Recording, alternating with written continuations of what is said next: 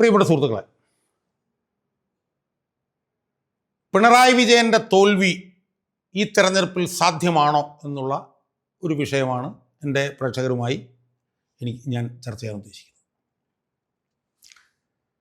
പിണറായി വിജയൻ്റെ തോൽവി സാധ്യമാണോ എന്ന് ചോദിക്കുമ്പോൾ അതൊരു അതിനകത്തൊരു പരിഹാസം അടങ്ങിയിട്ടില്ലേ എന്ന് വേണമെങ്കിൽ എൻ്റെ പ്രേക്ഷകർക്ക് എന്നോട് വേണേൽ ചോദിക്കാം. പക്ഷെ നമ്മൾ വിചാരിക്കാത്ത പല സംഭവവികാസങ്ങളും CPM രാഷ്ട്രീയത്തിൽ തെരഞ്ഞെടുപ്പുമായി ബന്ധപ്പെട്ട് ഉണ്ടായിട്ടുണ്ട് എന്നുള്ളത് നമ്മൾ മറക്കാതിരിക്കുക.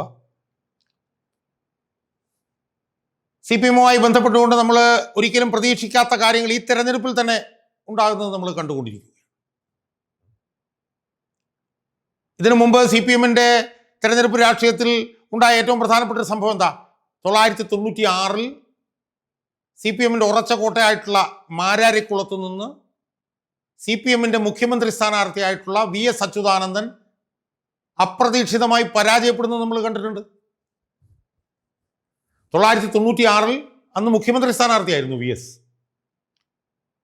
പാർട്ടിയുടെ ഉറച്ച കോട്ടയായിരുന്നു ആലപ്പുഴ ജില്ലയിലെ മാരാരിക്കുളം. അപ്പോൾ അവിടുന്ന് മത്സരിച്ച് മുഖ്യമന്ത്രി സ്ഥാനാർത്ഥിയായിട്ടുള്ള അച്യുതാനന്ദൻ തോൽക്കുന്നത് നമ്മൾ കണ്ടിട്ടുണ്ട് സുഹൃത്തുക്കളെ. 2011 VS-ൻ്റെ പാർട്ടിയുടെ നേതാക്കന്മാരുടെ CPM-ൻ്റെ പാർട്ടിയുടെ നേതാക്കന്മാരുടെ കുത്തിത്തിരിപ്പ് കൊണ്ട് CPM 2-3 മണ്ഡലങ്ങളിൽ തോറ്റതിനെ തുടർന്നാണ് അന്ന് പ്രതിപക്ഷത്തായി പോയത് CPM. അതിനകത്ത് പിണറായി വിജയൻ്റെ കൈ ഉണ്ടെന്ന് നമ്മൾ കേൾക്കുന്നു. കാരണം VS അച്യുതാനന്ദൻ അന്നൊരു തുടർഭരണം ലഭിച്ചിരുന്നെങ്കിൽ പിണറായി വിജയൻ്റെ രാഷ്ട്രീയം കൂമ്പടഞ്ഞു പോകുമായിരുന്നു. അപ്പോൾ അതുകൊണ്ട് അന്ന് PS-ൻ്റെ നേതൃത്വത്തിൽ മന്ത്രിസഭ വരാതിരിക്കാൻ വേണ്ടി പിണറായി വിജയൻ കളിച്ചതിൻ്റെ ഭാഗമായിട്ടാണ് CPM അവിചാരിതമായി 2-3 മണ്ഡലങ്ങളിൽ തോറ്റതും അന്ന് പ്രതിപക്ഷത്തേക്ക് പോയതും എന്നുള്ളത് നമ്മൾ കേട്ടിട്ടുണ്ട്. ഈ തെരഞ്ഞെടുപ്പിൽ നമ്മൾ എന്താ കാണുന്നത്? ഈ തെരഞ്ഞെടുപ്പിൽ നമ്മൾ കാണുന്നത് CPM-നകത്തുണ്ടായിട്ടുള്ള വലിയ പൊട്ടിത്തെറിയാണ്. നമ്മൾ എല്ലാ തെരഞ്ഞെടുപ്പിലും കോൺഗ്രസിൻ്റെ പൊട്ടിത്തെറിയാണ് കണ്ടുകൊണ്ടിരിക്കുന്നതെങ്കിൽ ഇപ്പം നമ്മൾ CPM-നകത്തുണ്ടായിരിക്കുന്ന പൊട്ടിത്തെറി നമ്മൾ കണ്ടുകൊണ്ടിരിക്കുന്നു. CPM-നകത്ത് വിമതന്മാർ മത്സരിക്കുന്നു. CPM-ൻ്റെ ഉറച്ച കോട്ടയായിട്ടുള്ള കണ്ണൂർ തന്നെ 2 വിമതന്മാർ മത്സരിക്കുന്നു. അമ്പലപ്പുഴയിൽ CPM-ൻ്റെ അധികായനായിരുന്ന സുധാകരൻ CPM-നെതിരെ മത്സരിക്കുന്നു. നമ്മളത് കണ്ടുകൊണ്ടിരിക്കുന്നു. അപ്പം CPM-നകത്ത് നമ്മൾ കാണാത്ത കാര്യങ്ങൾ ഇപ്പം നമ്മൾ കണ്ടുകൊണ്ടിരിക്കുകയാണ്. ആ പശ്ചാത്തലത്തിലാണ് വിജയൻ്റെ തോൽവി സാധ്യമാണോ എന്നുള്ള ഒരു വിഷയം ഞാനെടുത്ത് എൻ്റെ പ്രേക്ഷകരുമായി ചർച്ച ചെയ്യും. വിജയൻ 6-7 തവണയായിട്ട് ഇപ്പം മത്സരിച്ചുകൊണ്ടിരിക്കുകയാണ്. ധർമ്മടം എന്ന് പറഞ്ഞാൽ മണ്ഡലം രൂപീകരിച്ചിട്ട് ഇപ്പോൾ 1-2 തവണയാളുന്നു. രണ്ടാമത്തെ തവണയൊക്കെ തന്നെ അദ്ദേഹം മത്സരിച്ചുകൊണ്ടിരിക്കുകയാണ്. 50,000 വോട്ടിനും 40,000 വോട്ടിനൊക്കെയാണ് ജയിച്ചത്. അപ്പോൾ ഞാൻ കഴിഞ്ഞ ദിവസം ഈ മരംവെട്ടുകാരൻ്റെ ചാനലിൽ പിണറായി വിജയൻ്റെ ധർമ്മടത്തെ ഒരു പ്രചരണം ഞാൻ കണ്ടു. സത്യം പറഞ്ഞു കഴിഞ്ഞാൽ പൊട്ടിച്ചിരിക്കാതിരിക്കാൻ കഴിഞ്ഞില്ല. അദ്ദേഹത്തിൻ്റെ ഒരു പ്രചരണ യോഗത്തിലേക്ക് വന്ന് ഇറങ്ങുകയാണ്. ഇറങ്ങുന്നതിന് ഏതാണ്ട് 1.5 കോടി രൂപ വിലയുള്ള കിയ കാറിൽ നിന്ന് വളരെ ബുദ്ധിമുട്ടി. കാരണം 52 വയസ്സുണ്ടല്ലോ, രോഗാതുരനാണ്, വളരെ ബുദ്ധിമുട്ടി ഇങ്ങനെ ഇറങ്ങുകയാണ്. അത് കണ്ടപ്പോൾ എനിക്ക് വി കുഞ്ഞികൃഷ്ണൻ്റെ പ്രചരണം ഓർമ്മ വന്നു. അദ്ദേഹം ഒരു കമ്മ്യൂണിസ്റ്റുകാരനാണ്, CPM-കാരനല്ല എന്നേ ഉള്ളൂ. അദ്ദേഹം ഒരു ഖദറൊക്കെ ഇട്ട് 2-3 പേരുമായിട്ട് ഇങ്ങനെ വീടുകളിൽ കയറി ഇറങ്ങുന്നത് ഞാനിങ്ങനെ ഓർത്തു. ഈ പിണറായി വിജയൻ്റെ ഈ 1.5 കോടി രൂപ വിലയുള്ള ഈ കാറിൽ പിണറായി വിജയൻ വന്നിട്ട് പുറത്തേക്ക് ഇറങ്ങുമ്പോൾ അദ്ദേഹത്തിൻ്റെ ഒരു പ്രധാന യോഗത്തിലേക്ക് ഇങ്ങനെ പോവുകയാണ്. പോകുമ്പോൾ നമുക്ക് കാണാൻ കഴിയുന്നത് എന്താ? ഈ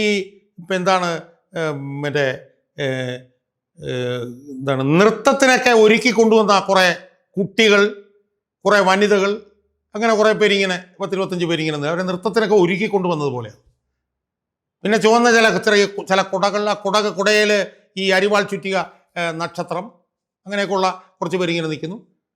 ഒരു 10, 25, 50 പേര് അവിടെ ഇവിടെയൊക്കെ നിൽക്കുന്നു. ഉടനെ ഈ മരംവെട്ടുകാരൻ്റെ ചാനലിൽ നിന്നിട്ട് അതിങ്ങനെ ഭയങ്കര സംഭവമല്ലേ, പിണറായി വിജയൻ ഭയങ്കര സംഭവമല്ലേ, അടുത്ത തവണ മറ്റേ ജയിക്കില്ലേ, ഇപ്പം ഇത്ര ഭൂരിപക്ഷം ഇല്ലേ എന്നൊക്കെ പറഞ്ഞിട്ട് വളരെ കൃത്രിമത്വത്തോടുകൂടി ഒരു ചെറുപ്പക്കാരൻ ഈ മരംവെട്ടുകാരൻ്റെ ചാനലിൻ്റെ ഇതുമായിട്ട് ചെല്ലുന്നു.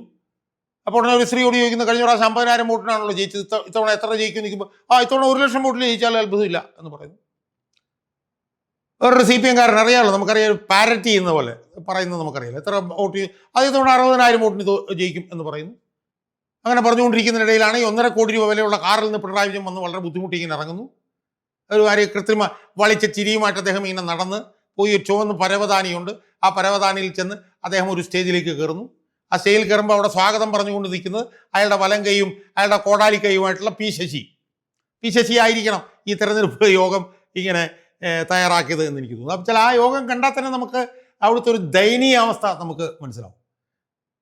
ആ വിഷ്വലിൽ ഞാൻ നോക്കുമ്പോൾ ഒരു 150-200 പേരേ ഉള്ളൂ. അവരെല്ലാവരും എവിടെ നിന്നൊക്കെയോ വിളിച്ചു കൊണ്ടുവന്ന് നിർബന്ധിപ്പിച്ച് ഇങ്ങനെ കൊണ്ടുവന്ന് ഇങ്ങനെ യന്ത്രം പോലെ നിർത്തിയിരിക്കുന്നത് നമുക്ക് കാണാൻ കഴിയും. അപ്പം അത് കാണുമ്പോൾ തന്നെ അവിടുത്തെ ഒരു അവസ്ഥ അത്ര ശുഭകരമല്ല എന്ന് നമുക്ക് മനസ്സിലാക്കാൻ കഴിയും. സുഹൃത്തുക്കളെ, 2016 21 അവിടെ ആരെങ്കിലും കൊണ്ടുവന്ന് UDF അവിടെ നിർത്തും. അവിടെ തെരഞ്ഞെടുപ്പ് പ്രചരണവും പോലൊന്നും നടക്കില്ല. അവിടെയുള്ള എല്ലാ ബൂത്തുകളിലും CPM-കാരനും പോയി അവന് ഇഷ്ടമുള്ള രീതിയിൽ കുത്തിയിടും. അങ്ങനെ ബഹുഭൂരിപക്ഷം ആളുകളും അവരുടെ വോട്ടുകൾ പോയി പോൾ ചെയ്യും. UDF-കാരൻ എന്തായാലും ആ പിണറായി വിജയനല്ലേ എന്ന് പറഞ്ഞ് പോൾ ചെയ്യില്ല. അങ്ങനെയാണ് 40,000 50,000-നൊക്കെ 2016 21 ജയിച്ചുകൊണ്ടിരുന്നത്. എന്നാൽ ഇപ്പോഴത്തെ അവസ്ഥ എന്താ സുഹൃത്തുക്കളെ? വളരെ വ്യത്യസ്തമാണ് ഇപ്പോഴത്തെ അവസ്ഥ. ഇപ്പോൾ വളരെ സജീവമായിട്ട് അവിടെ തെരഞ്ഞെടുപ്പ് പ്രചരണം നടന്നുകൊണ്ടിരിക്കുകയാണ്. അബ്ദുൾ റഷീദ് എന്ന് പറഞ്ഞിട്ടൊരു ചെറുപ്പക്കാരനാണ് അവിടെ മത്സരിക്കുന്നത്. അയാൾ ചെറിയ മീനല്ല, ചെറുപ്പക്കാരനാണെങ്കിലും യൂത്ത് കോൺഗ്രസിൻ്റെ നേതാവാണെങ്കിലും ചെറിയ ആളല്ല. അയാളാണ് 2021 തളിപ്പറമ്പ് മണ്ഡലത്തിൽ സാക്ഷാൽ MV ഗോവിന്ദൻ മാസ്റ്ററുടെ ഭൂരിപക്ഷം 40,000-ൽ നിന്ന് 20,000-ലേക്ക് കുറച്ച ആളാണ് അയാൾ. അവിടെ പോയി നിന്നങ്ങ് പ്രവർത്തിക്കുകയാണ്. സത്യത്തിൽ അയാളുടെ പ്രവർത്തന പന്ഥാവിലൂടെ ഞാനൊന്ന് സഞ്ചരിച്ച് യൂട്യൂബിലൊക്കെ നോക്കുമ്പോൾ എനിക്ക് ഭയങ്കര അത്ഭുതം തോന്നി.